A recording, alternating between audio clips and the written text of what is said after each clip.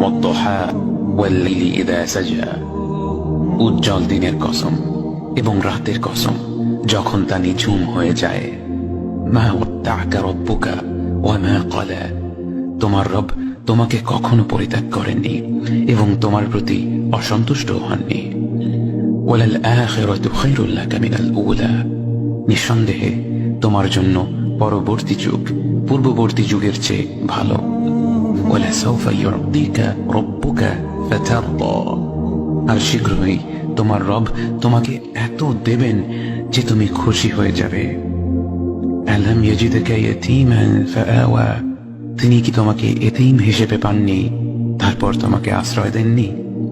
ওয়াওয়াজাদাকা দাল্লান ফাহাদা, তিনি তোমাকে পথ না পাওয়া অবস্থায় পান তারপর তিনিই পথ দেখান।